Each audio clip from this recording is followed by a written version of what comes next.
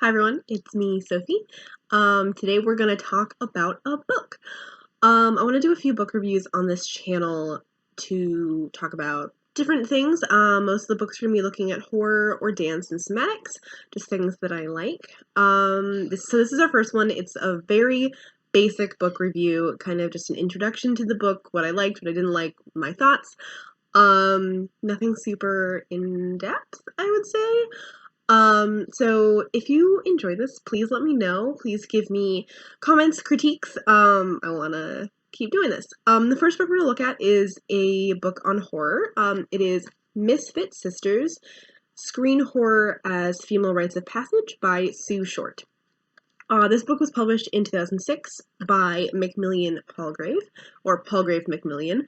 And its basic thesis is looking at that point, modern horror films, so late 90s, early 2000s, and a few TV shows through the lens of European folklore and fairy tales.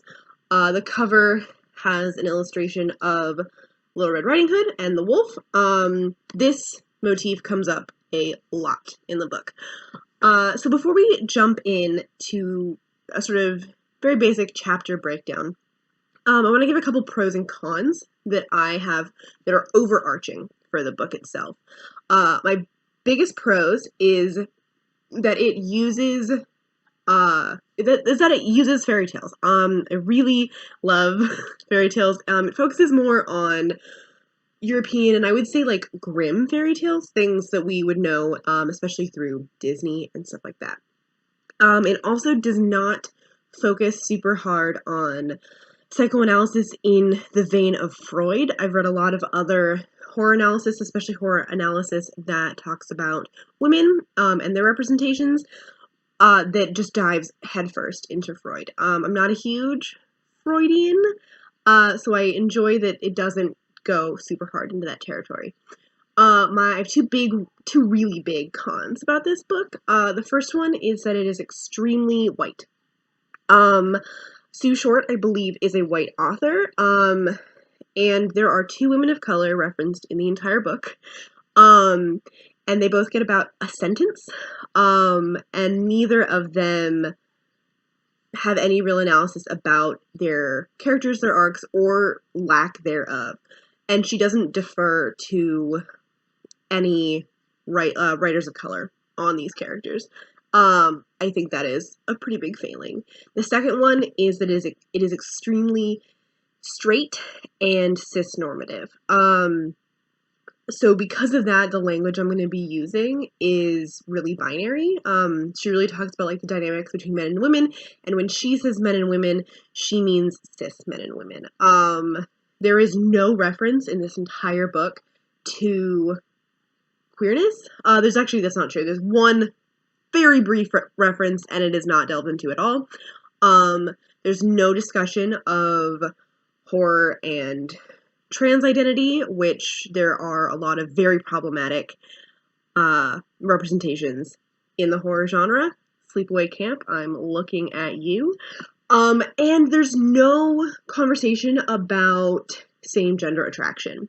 It's pretty much just taken for granted that everyone in these films are cis and everyone in these films are heterosexual. That will come up a little bit later when I'm doing a chapter breakdown, but I just wanted to start that off, let you guys know. So the first chapter is called Telling Tales, Fairy Tales, and Female Rites of Passage Narratives. So this really focuses on the concept of fairy tale as morality tale, and is short, kind of talking about the way that we view horror and how a lot of people have posited that it is a strictly conservative morality tale when in talking about women and women's sort of positions in horror films. She doesn't agree with that. She also doesn't fully agree that like horror is inherently feminist. This chapter doesn't really end with any strong viewpoint one way or the other. And it goes directly into the second chapter, which, let me get to it, is Sex and the Final Girl, Surviving the Slasher, which is, I think, a further delve into that topic from the first chapter, looking at how sex, and virginity are posited specifically with final girl trope. So it talks about Halloween, and Laurie Strode. Also talks a little bit about Psycho, Nightmare on Elm Street, and then the Scream films, because each of those differs slightly, and they don't fall into the same strict, you have sex, you die, you stay a virgin, you live, which I think is interesting. The analysis that she brings up with regards to fairy tales in these first couple chapters is specifically how men and women relate to each other in fairy tales, and how there are many tales that warn or were meant to warn girls of the dangers of men and sexuality and marriage. She does point out that the idealized domesticity that comes with the Disney version of these tales is completely lacking in these films, and that if the final girl, like in Scream, does have a male partner, unlike someone like Laurie Strode, they turn out to be the bad guy. They're not reliable. They're inherently dangerous. The third chapter, Maternal Monsters and Motherly Mentors, Failed Initiations in Carrie and Carrie 2, is obviously looking at Stephen King's Carrie, primarily the original film because the remake had not come out yet, and the mid-90s Carrie 2, which I'm not going to talk about a lot in here. But she's looking at both of these films through the lens of Cinderella, specifically. What I really loved about this chapter was this was one of the few chapters where she kind of goes bit by bit through the Cinderella archetype to talk about how Carrie uses that plot structure and completely just turns it on its head. She also delves into the relationship between Carrie and her mother and Carrie and her gym teacher,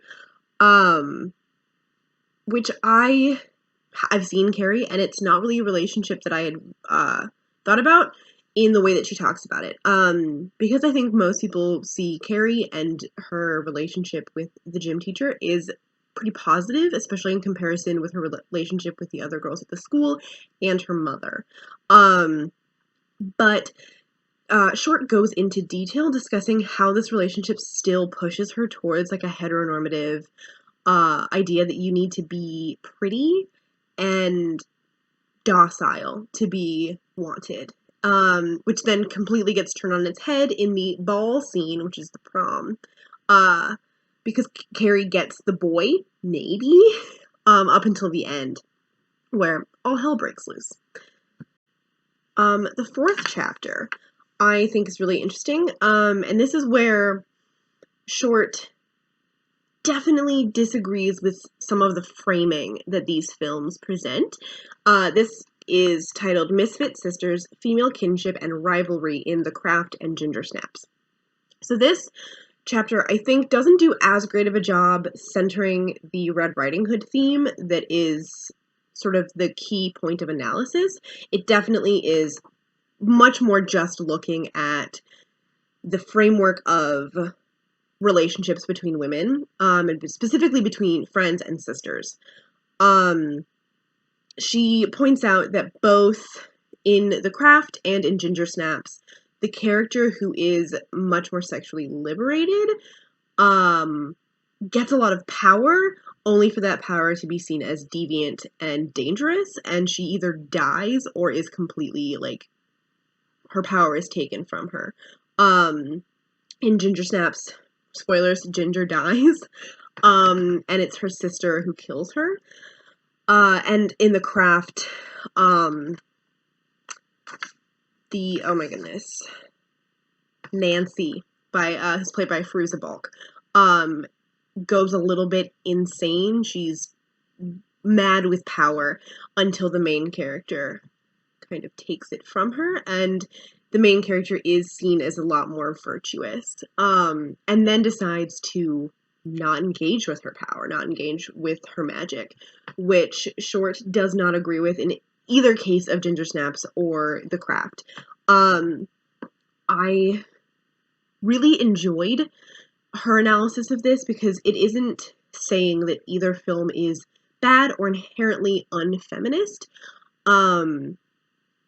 But she is quick to point out how there is still, even in these films that show deviance, whether it's sexual deviance or a large aggressive power from these female characters, is still quelled. And there's still a box put on it. Like there's an acceptable limit to how far these women are allowed to go. And I know a lot of people who hold specifically The Craft like as their kind of girl power film. So I really enjoyed this analysis. This is one of the chapters where she fails at bringing any attention to the one character of color. The next chapter I have a lot more issues with. And that chapter delves into specifically Buffy, not the movie, but the TV show. So chapter 5 is called Fighting Demons, Buffy, Faith, Willow, and the Forces of Good and Evil. So, I'm not going to go into a ton of detail on her analysis of Buffy. It's a pretty long chapter. I don't know Buffy that well. My issues with this chapter are, first and foremost, Willow's queerness gets a reference, and she goes into a long exploration of Willow gaining power and turning evil and then having to be turned good again, but never once talks about the fact that Willow is a canonically queer character and how her story arc is an inherently queer-coded story arc, and that comes from a long line of queer characters being coded as deviant. And I think that's a huge oversight. And a huge disservice to queer horror fans and queer storytelling. Like I said, I don't know Buffy the show terribly well. It's been a very long time since I've watched it, but I found this oversight to be a little concerning. No, she doesn't agree with how Willow is characterized, and she does have issues with Willow's story arc in general. But I think her failing to see that it is inherently queer-coded arc is also problematic. And a little frustrating to read. She does delve into Faith as a character, much more so than she does with Willow, but I don't feel comfortable commenting on that, because it's not a plotline that I'm terribly familiar with or even remember that much.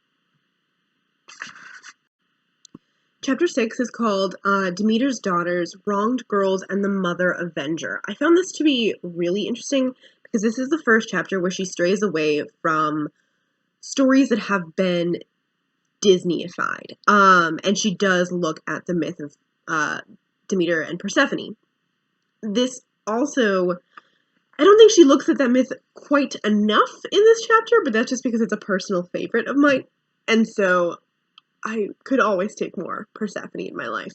But this chapter really talks about films that deal with what she calls mature female protagonists. So mothers, people who aren't 16. And how most of these films, the films she talks about in this are What Lies Beneath, The Gift, and the American Ring remakes. She talks a little bit about how men are almost completely absent, and the men that are involved in these stories tend to be the villains. I think that's really interesting, especially she brings up how a lot of fairy tales that we're familiar with when looking at like Western fairy tales, again, things that have been turned into Disney movies, Grimm fairy tales, those kinds of things. The end goal is marriage and motherhood, but these films are post that happy ending, and that happy ending is not happy. There's still dangers, and there's still learning to be done by these women. I also think it's really interesting that she brings up, in connection to the last chapter, that several of these films have, specifically in What Lies Beneath and The Gift, the spirit that is helping these women is a lover of the main character's lover, and they're both dead. So both of In What Lies Beneath, basically what happens is Michelle Pfeiffer's character is haunted by her husband's dead mistress, who turns out, spoilers, he murdered her. And a very similar thing is happening in The Gift with Cate Blanchett's character. And she's very quick to point out that the characters who are surviving are married with children. They are virtuous women, whereas the two women who are murdered are single and sexually promiscuous. And how even in stories of motherhood and protection over, a teenage slasher film, sexual deviance is still a theme and is still something that needs to be quashed in female characters. I think the overall analysis of this book is a very strong starting off point. I don't want to say that to make the book sound like it is not a rigorous look at horror films. I do think that it is. I think that there's some large oversights that if you were taking a deep dive look at horror films, and especially horror films that are centered around women as the protagonists, those oversights are kind of unacceptable, in my opinion. But I do think that if you're new to horror analysis and fairy tales or women protagonists are something that you're really interested in, I think it's a great place to start. It doesn't center itself around Freudian analysis, which I think, when talking about women in film, is inherently problematic. I plan on talking about that in another film because I want to talk about Barbara Creed's The Monstrous Feminine, which I know hits on Freud quite a bit. So it's not a conversation I'm going to have fully right now, but I do think that going into this book, you need to know that this isn't what I would call a full analysis. I think it brings up a lot of very interesting comparisons to fairy tales, specifically the Cinderella. I think the Cinderella chapter is the strongest in its comparing and contrasting of the narrative structure of Cinderella to the films itself. I think a couple of the chapters get a little tangential in their references to the fairy tales, but I do think that it is missing it's missing analysis about how women of color are viewed in horror films. I do know that they are, especially from the mid-90s, like, lacking in representation, but there are films with women of color in them. Same with queer women. So I think that they're both oversights, especially when you're talking about feminine archetypes, because those still influence the lives of marginalized women, and just talking about white cis women is a little problematic, especially when horror is something that is so political, in the way that it's written, in the way that it's made. So yeah, those are my kind of overall feelings. I do recommend the book. I think if you're looking for an introduction into women in horror, please read it. So yeah, that's it. Thanks, you guys. Bye!